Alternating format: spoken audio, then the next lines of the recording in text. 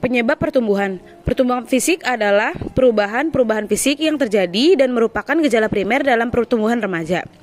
Perubahan-perubahan ini meliputi perubahan ukuran tubuh, perubahan proporsi tubuh, munculnya ciri-ciri kelamin yang utama atau primer, dan ciri kelamin kedua atau sekunder. Menurut Mus yang dikutip oleh Salirto Wirawan, urutan perubahan-perubahan fisik adalah sebagai berikut.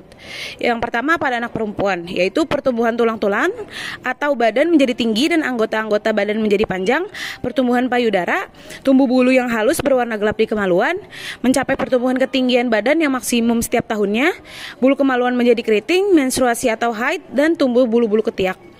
Pada anak laki-laki, pertumbuhan yang pertama ada pertumbuhan tulang-tulang, yang kedua ada testis atau buah pelir membesar, selanjutnya ada tumbuh bulu kemaluan yang halus, lurus dan berwarna gelap, awal perubahan suara, ejakulasi atau keluarnya air mani, bulu kemaluan menjadi keriting, pertumbuhan tinggi badan mencapai tingkat maksimum setiap tahunnya, tumbuh rambut di wajah atau kumis atau jenggot, tumbuh bulu ketiak, akhir perubahan suara, rambut-rambut di wajah yang bertambah tebal dan gelap, dan tumbuh bulu di dada. Perubahan-perubahan fisik yang penting yang terjadi pada masa remaja adalah yang pertama yaitu perubahan ukuran tubuh. Irama pertumbuhan mendadak menjadi cepat sekitar 2 tahun sebelum anak mencapai taraf kematangan kelaminnya. Setahun sebelum kematangan ini, anak akan bertambah tinggi 10-15 cm dan bertambah berat 5-10 kg. Selanjutnya yaitu perubahan proporsi tubuh. Ciri tubuh yang kurang proporsional pada masa remaja ini tidak sama untuk seluruh tubuh. Ada pula bagian tubuh yang semakin proporsional. Yang ketiga yaitu ciri kelamin yang utama pada masa anak-anak. Alat kelamin yang utama masih belum berkembang, enggan sempurna. Ketika memasuki masa remaja, alat kelamin berfungsi pada saat ia berumur 14 tahun, yaitu pada saat pertumbuhan mengalami mimpi basah. Sedangkan pada anak perempuan, indung telurnya mulai berfungsi pada usia 13 tahun dan mengalami menstruasi atau haid. Yang keempat, yaitu ciri kelamin kedua. Ciri kelamin kedua pada anak perempuan adalah membesarnya buah dada dan mencuatnya puting, pinggul melebar, lebih lebar dari lebar bahu.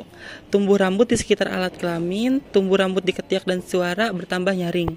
Selanjutnya, perubahan fisik sepanjang masa remaja meliputi 2 hal, yaitu percepatan pertumbuhan.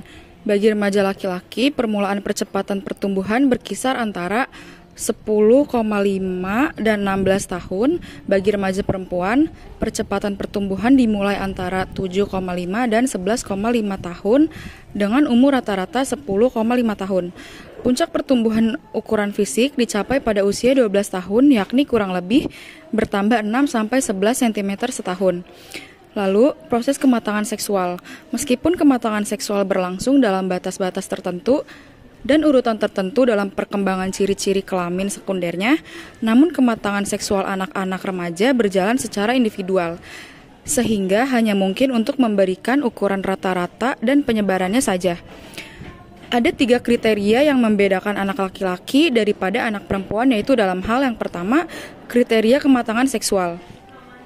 Kriteria kematangan seksual tampak lebih jelas pada anak perempuan daripada anak laki-laki. Menarche atau menstruasi pertama dipakai sebagai tanda permulaan pubertas. Sesudah itu masih dibutuhkan 1-1,5 tahun lagi sebelum anak wanita dapat betul-betul matang untuk berreproduksi. Menarche merupakan ukuran yang baik karena hal itu menentukan salah satu ciri kematangan seksual yang pokok, yaitu di posisi untuk konsepsi atau hamil. Lalu yang kedua, permulaan kematangan seksual. Permulaan kematangan seksual pada anak perempuan kira-kira 2 tahun lebih cepat mulainya daripada anak laki-laki. Menarche merupakan tanda permulaan kematangan seksual dan terjadi sekitar usia 13 tahun dengan penyebaran normal antara 10-16,5 tahun. Jadi kira-kira 1 tahun sesudah dilaluinya puncak percepatan pertumbuhan. Lalu yang ketiga, urutan gejala-gejala kematangan seksual. Pada anak perempuan, kematangan dimulai dengan 1 tanda, yaitu dengan tumbuhnya buah dada atau payudara yang tampak pada puting susu yang sedikit mencuat. Hal ini terjadi pada usia antara 8 sampai 13 tahun. Baru pada stadium kemudian menjelang minarsi, jaringan pengikat di sekitarnya mulai tumbuh hingga payudara mulai memproses bentuk yang dewasa. Lalu yang selanjutnya kondisi-kondisi lain yang memengaruhi pertumbuhan fisik anak. Kondisi-kondisi lain yang mengaruhi pertumbuhan fisik anak antara lain, yang pertama pengaruh keluarga. Pengaruh faktor keluarga di sini meliputi faktor keturunan maupun faktor lingkungan. Karena faktor keturunan, seorang anak dapat lebih tinggi atau panjang daripada anak lainnya sehingga ia lebih berat tubuhnya. Jika ayah dan ibu atau kakeknya tinggi dan panjang, faktor lingkungan akan membantu menentukan tercapai tidaknya perwujudan potensi keturunan yang dibawa anak tersebut. Pengaruh gizi. Anak-anak yang memperoleh gizi cukup biasanya akan lebih tinggi tubuhnya dan sedikit lebih cepat mencapai taraf remaja dibandingkan dengan mereka yang kurang memperoleh gizi. Lingkungan dapat memberikan pengaruh pada remaja sedemikian rupa sehingga menghambat atau mempercepat potensi pertumbuhan di masa remaja. Selanjutnya yaitu gangguan emosional. Anak yang terlalu sering mengalami gangguan emosional akan menyebabkan terbentuknya steroid adrenal yang berlebihan dan ini akan membawa akibat pembentukan hormon pertumbuhan di kelenjar pituitari. Yang selanjutnya yaitu adalah jenis kelamin. Anak-anak lelaki cenderung lebih tinggi dan lebih berat daripada anak perempuan, kecuali pada usia antara 12 dan 15 tahun. Anak perempuan biasanya akan sedikit lebih tinggi dan lebih berat daripada anak laki-laki. Selanjutnya yaitu kesehatan anak-anak yang sehat dan jarang sakit biasanya akan memiliki tubuh yang lebih berat daripada anak yang sering sakit.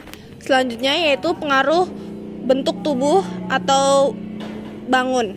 Apakah mesomorph, zygomorph, atau endomorph akan mempengaruhi besar kecilnya tubuh anak. Misalkan anak yang bangun tubuhnya mesomorph akan lebih besar daripada endomorph atau anak yang ektomorph karena mereka memang lebih gemuk dan berat. Perubahan-perubahan fisik itu menyebabkan keguncangan bagi remaja karena ia harus menyesuaikan diri dengan perubahan-perubahan yang terjadi pada dirinya sendiri. Pertumbuhan badan yang mencolok, misalnya membesarnya payudara yang cepat membuat remaja merasa tersisih dari teman-temannya. Demikian pula dalam menghadapi haid dan mimpi yang pertama. Anak-anak remaja itu perlu mengadakan penyesuaian tingkah laku yang tidak ada dukungan dari orang lain. Perubahan fisik hampir selalu dibarengi dengan perubahan perilaku dan sikap. Keadaan ini seringkali menjadi sedikit parah karena sikap orang-orang di sekelilingnya dan sikapnya sendiri dalam menghadapi perubahan fisik itu. Meskipun pengaruh pubertas terhadap anak-anak remaja berbeda-beda, cara mereka melampiaskan gangguan ketidakseimbangan tampaknya sama. Beberapa bentuk pelampiasan yang mudah dilihat adalah mudah tersinggung, tidak dapat diikuti jalan pemikirannya atau perasaannya, ada kecenderungan menarik diri dari keluarga atau teman, lebih senang menyendiri, menentang kewenangan orang tua dan guru, sangat mendambakan kemandirian, sangat kritis terhadap orang lain, tidak suka melakukan tugas di rumah ataupun di sekolah, dan sangat tampak dirinya tidak bahagia.